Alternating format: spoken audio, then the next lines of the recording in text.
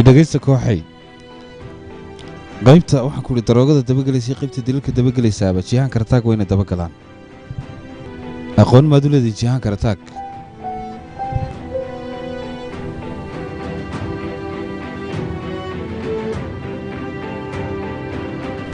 su'aasha maalad weydiinaysaa adigu waad nagu cusubtay bee ninkaa waan garanayaa wadooyinka magaalada ayuu ku dhex weynaadu dhex carcarari jiray isagu yaraantiisiina gaajo fara badan ayuu la kulmay markii dambena foojariga ayuu ka shaqayn jiray sidaana wuxuu kula kulmay madaxa sare maafiyada ee hajbad markaasuu nasiibku isagu u hagaagay welibana wuxuu leeyahay wiil yar iga raali noqo waxaan ka wadaa gabadh markii dambena jihaan fursadaas muu dhaafinay hajman ayuu ka dhigtay sodog sidaynu wada ognahayba hajman korlolu shaqadan isagu uu ka caajisay hawshan kollayba waxaa ka dhexli doona wiilkuu sodoga u yahay 10 sanana wuxuu ku noolaa boodrow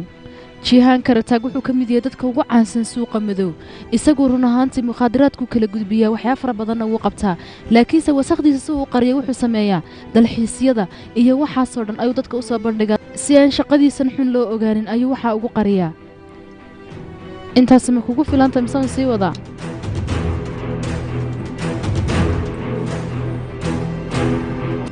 hay maxamuud gabadhii maqnid wax ma laga helay wara hadda mudanow dee guriga reerkooda iyo hadda meel kasto hadda ay tegi lahayd waan soo baadhno ilaa hadda dee wax war kama hayno mudane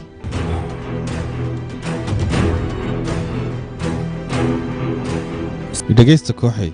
inaga hadafkeenu waxa weeyaan ninkan siin cadaadis ku saar lahay meel kasta waa inaad gabadha midda kale ka sagtaan garaashyada oo waxaan ku idhi isbitaallada meel kasta oo waxaan ku idhi laga heli karo ma fahanteen gabadhaasi waayo biniin damiir daliin gabadha dhimatay ayay walaaliyiin iyadu markuu shilku dhacayba way baxsatay markaa waxaa laga yaabaa inay wax og tahay ma fahanteen warbixin naga soo gaaray dhakhtarka waxaan la sheegay dhiigayga in wax alkool aan ku jirno tan ka dhimaysay markaa ma isdashii ii sheegdee gabadhu hadday istilaysa meesha saa u dheer bay iska tuuri lahayd waa dil badheedha sheekadaasi way iska caddahay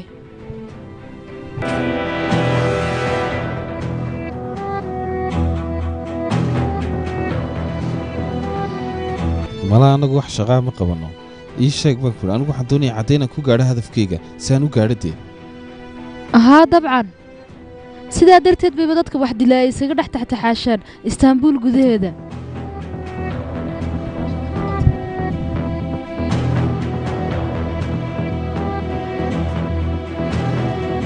haddii aanaad kiilan waad iskaga tegi kartaa meesha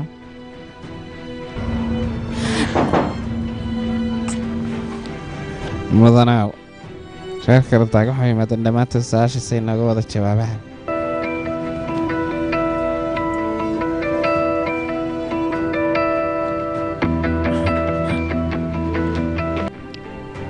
haye soo baxa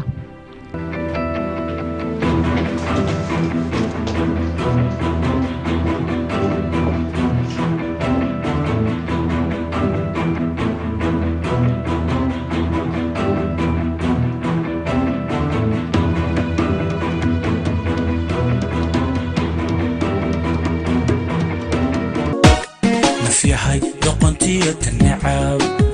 نحوست جلات عذو محط الرادسة